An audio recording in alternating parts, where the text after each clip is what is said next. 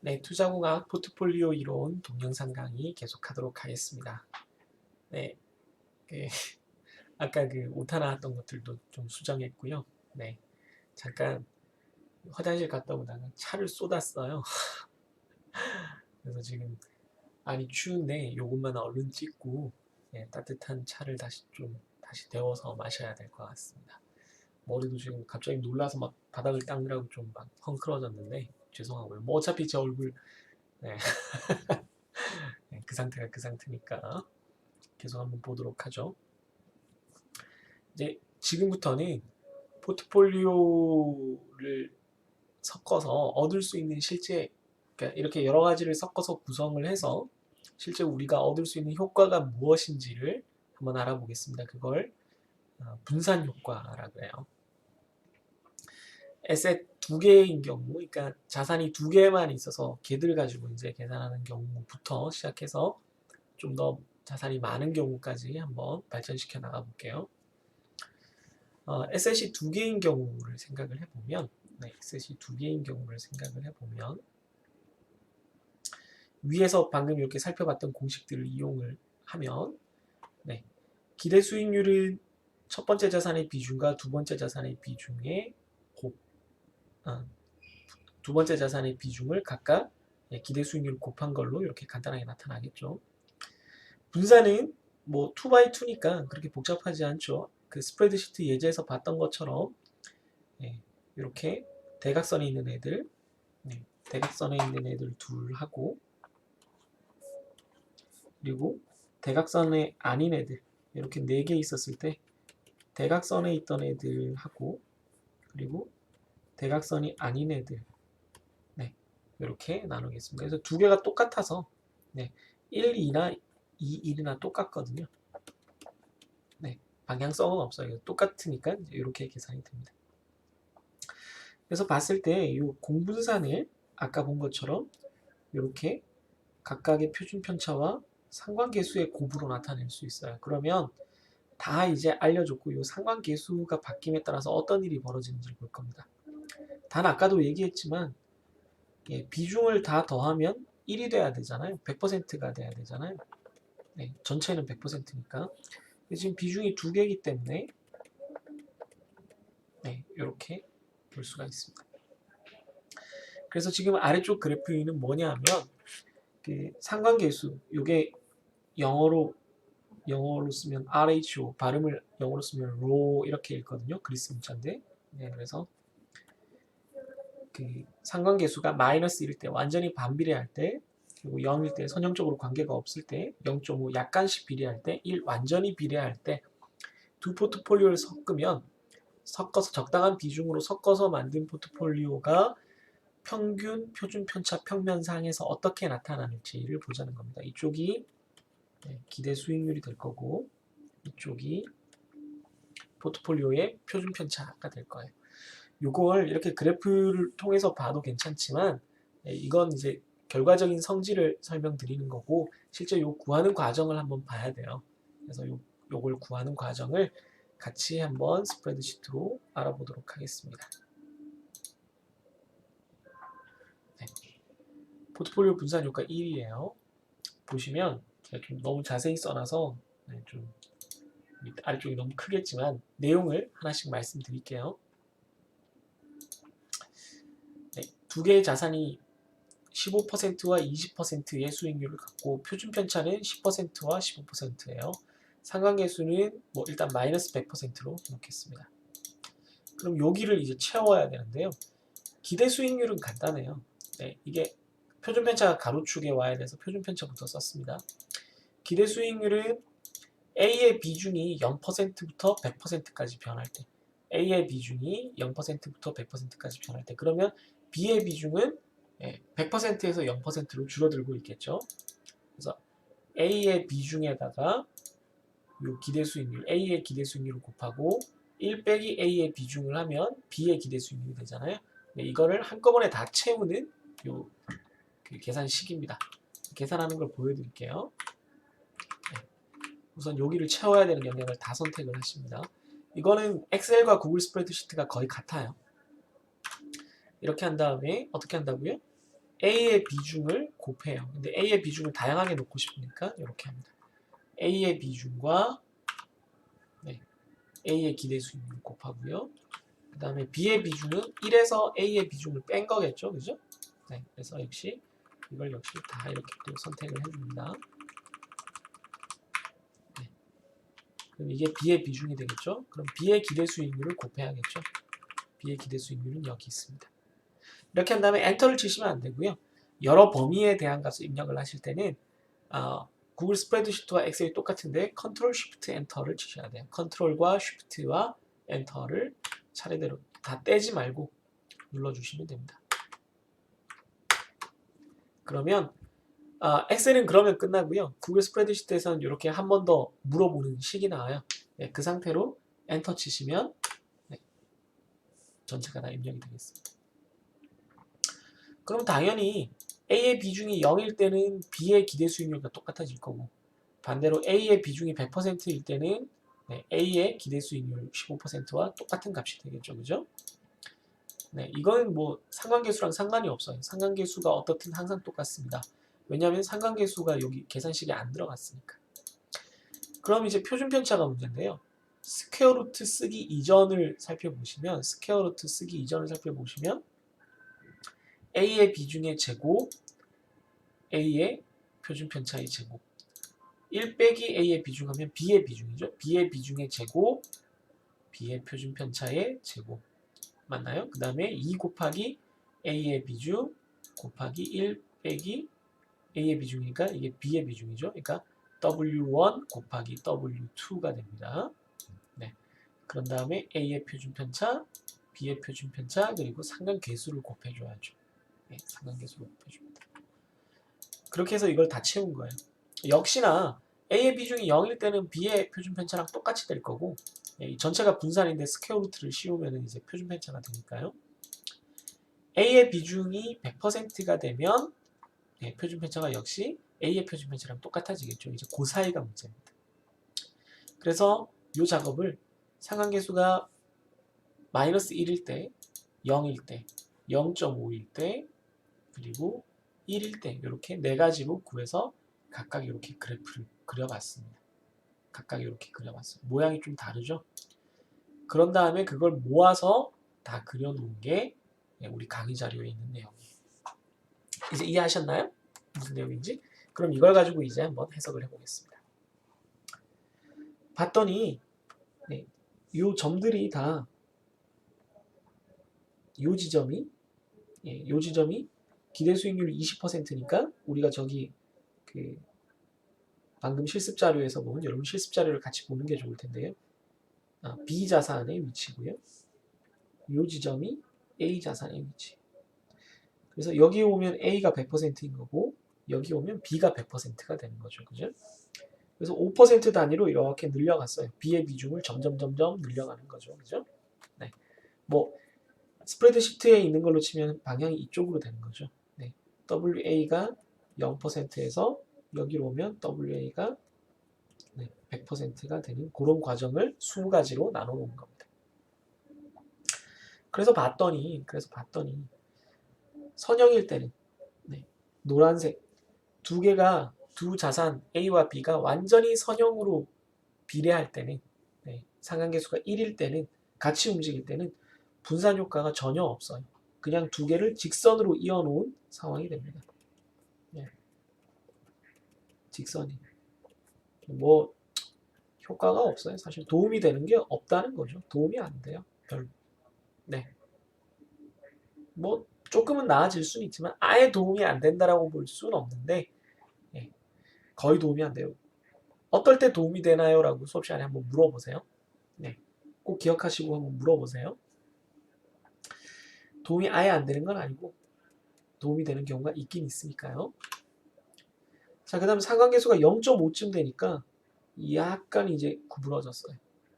상관계수가 0이 됐더니 더 많이 구부러졌습니다. 이제 봤더니 A와 B 중에 A가 10%로 더 작은 표준 편차를 가지고 있었는데 그 A보다도 그 A 지금 표준 편차 선이 지금 10%가 여기 있잖아요.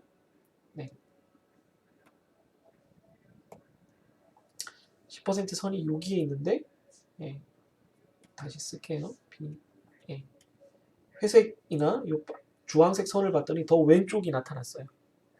서로 그러니까 위험이 있는 두 자산을 섞었는데 훨씬 덜 위험한 왼쪽으로 가면 갈수록 좋은 거잖아요. 그죠? 덜 위험한 어떤 자산을 만들 수가 있게 됐어요. 뭐 B는 둘째치고 이런 거를 하나 고른다 치면 이렇게 가로 세로로 자르면 네, 이 포트폴리오는 A를 지배할 수조차 있습니다. 네, 그럼 되게 좋은 거죠, 그죠?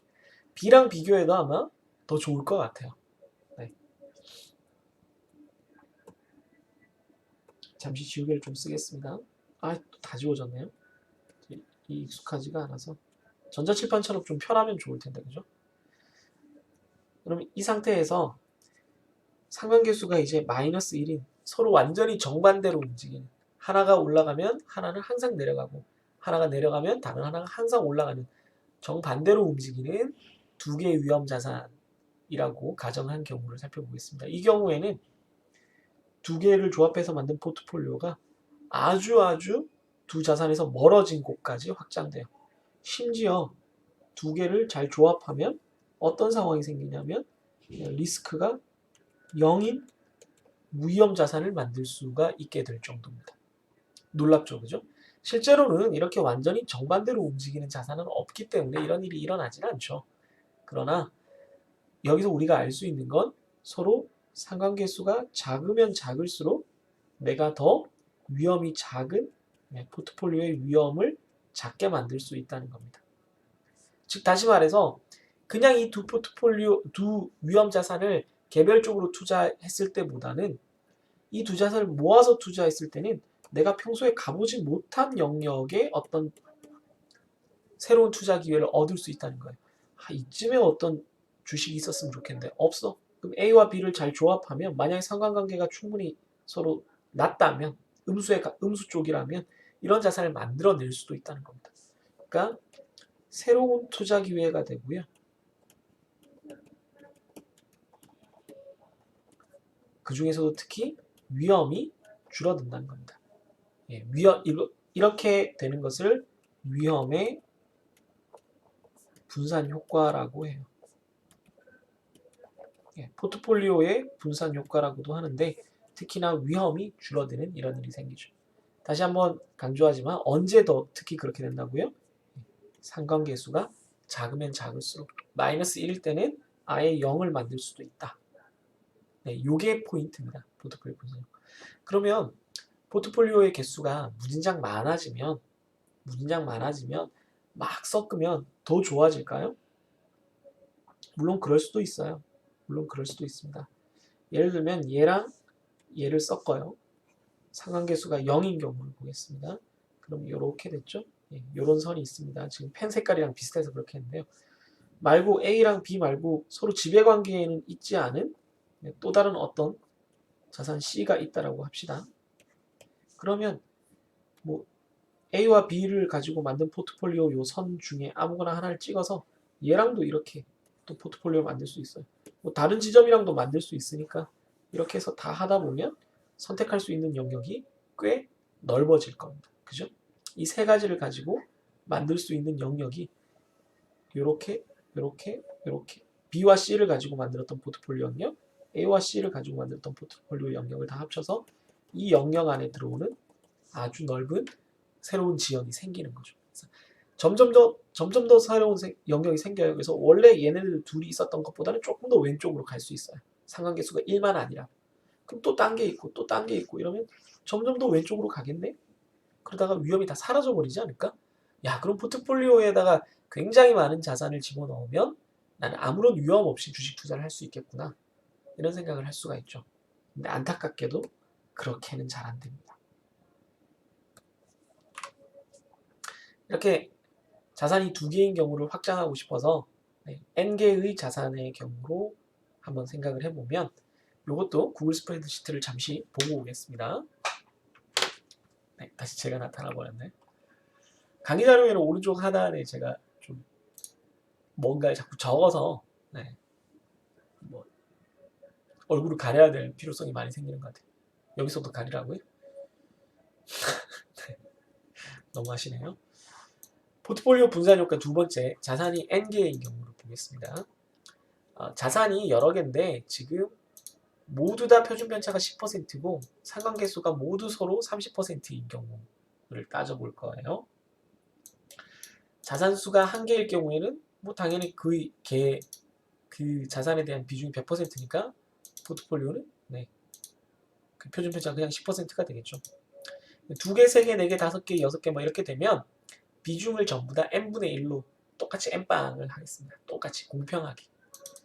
두 개가 되면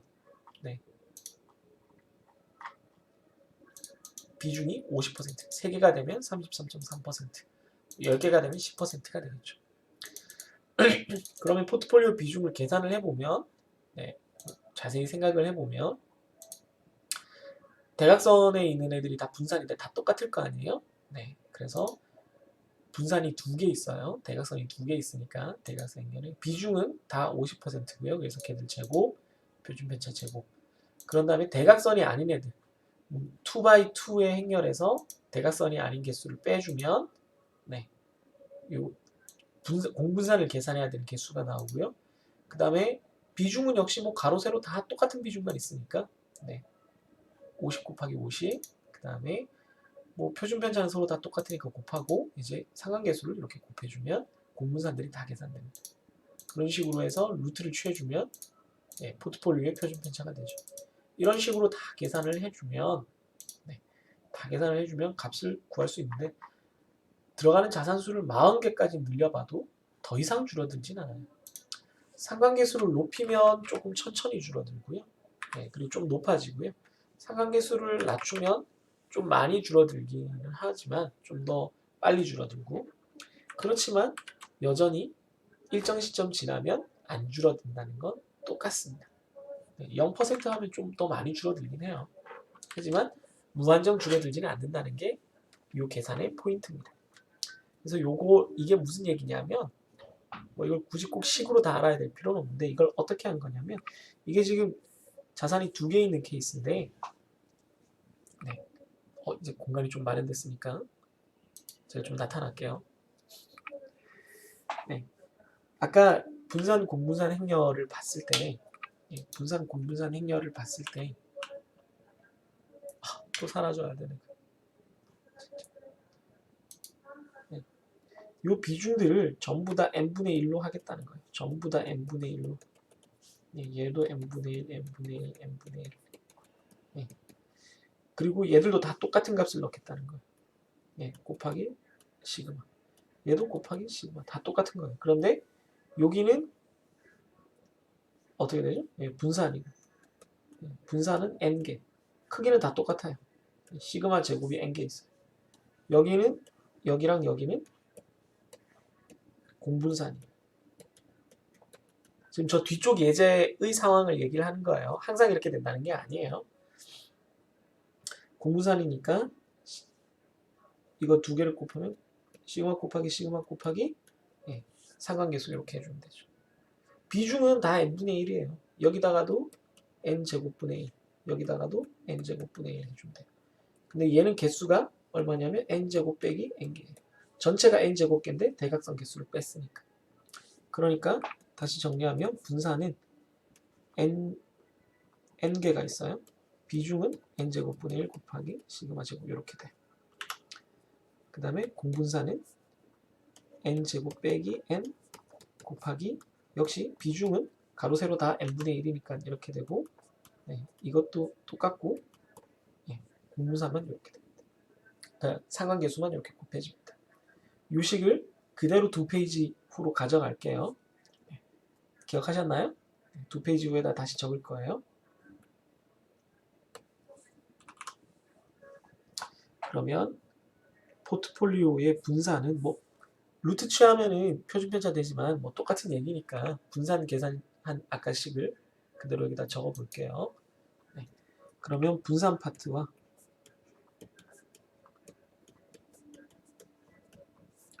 그리고 공분산 파트로 나뉩니다.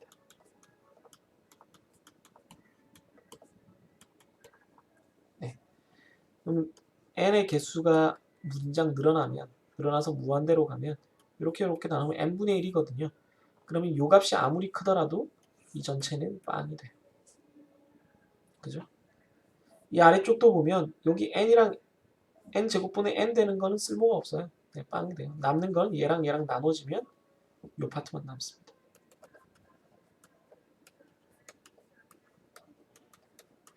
따라서 공분산만 남아요. 공분산 쪽만 남게 됩니다. 공분산 쪽. 즉 다시 말해서 요 로가 작아지면 작아질수록 포트폴리오의 P가 아니죠. 그 상관계수가 작아지면 작아질수록 최종적으로 이 포트폴리오의 분산 혹은 표준 편차도 낮아질 수밖에 없다는 거고, 그렇지만 무한정 낮아지진 않고 평균적인, 지금 다 똑같다고 했으니까 좀 넓게 보자면 평균적인 그 위험 자산들의 위험 수준, 분산 수준에 이렇게 수렴을 해간다는 거죠. 표준 편차 수준에 수렴을 해가요. 더 이상 없어지진 않아요. 왜냐하면 서로가 좀 같이 움직이는 공통된 성질이 있기 때문에. 서로가 다 마이너스 1의 관계를 가지는 놈이 좀 있으면 얘가 올라갈 때 얘가 내려가서 완전히 상쇄돼서 위험이 사라지겠지만 그렇게 우리 뜻대로 되지 않는다는 거죠. 그래서 어느 정도는 위험이 사라지지 않고 남아있게 돼요. 그래서 특정 시점에 우리가 포트폴리오를 만들었을 때 이건 도저히 사라지지 않는 위험이고 이건 사라질 수 있는 위험이잖아요. 예, 포트폴리오에 위험 자산을 더 많이 넣으면, 그래서 이걸 분산 가능한 위험이라고 부릅니다. 그리고 이거는 여기 이 파트에서 오는 거기 때문에 개별 주식 각각에 의해서 오는 거기 때문에 개별 자산 위험이라고 부릅니다. 뭐 영어로는 individual risk라고 불러요. 이건 diversifiable risk라고 부르고요. 혹은 이쪽에 있는 위험은 분산 불가능한 위험이에요. 얘는 없앨 수 없어요.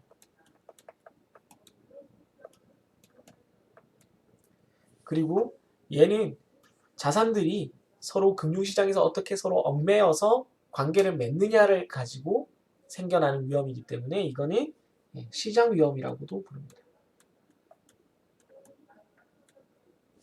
이때 시장은 금융시장을 말해요. 그래서 금융시장의 위험은 없앨 수 없는 것이고 어떤 우리가 구성하고 있는 이 체계의 시스템의 위험이기 때문에 뭐 잘못된 것이 아니라 이 체계 전체가 움직이는, 이 시스템이 움직이는 거에 따라서 존재하는 위험이다라고 해서 시스템 리스크, 시스테믹 리스크라고, 시스테매틱 리스크라고 해서 체계적 위험이라고 부릅니다.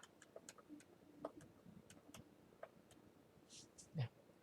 그럼 이쪽이 체계적 위험이니까 이쪽은 비체계적 위험, 이렇게도 불러요. 그래서 우리가 알 수 있는 건 뭐다? 이 분산 효과를 2에셋 케이스와 N 케이스로 이렇게 봤을 때 포트폴리오를 구성을 하면 여러 가지 위험 자산을 섞으면 나한테 도움이 된다. 특히 위험이 좀 분산돼서 사라진다. 그러나 그 위험이 무한정 분산돼서 없어지는 것은 아니고 일정 수준까지만 없어진다.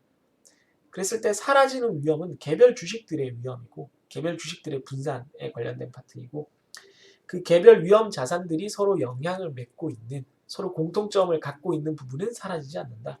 근데 생각을 해보면 그 공통점이라는 게 금융시장에 같이 존재함으로써 생기는 공통점이니까, 예를 들면 뭐 우리나라의 주식들은 우리나라 사람들이 다 못 살게 되면 힘들겠죠. 우리나라 사람들이 다 잘 살게 되면 좋아지고, 뭐 우리나라에 태풍이 온다 그러면 힘들어질 거고, 우리나라에 뭐 지진이 일어난다 그러면 안 좋아질 거고, 뭐 이렇겠죠. 뭐 그러니까 그런 위험은 시장 위험, 체계적 위험이라고 부르고, 반대로 아까 분산해서 없앨 수 있었던 위험은 비체계적 위험이라고 부른다.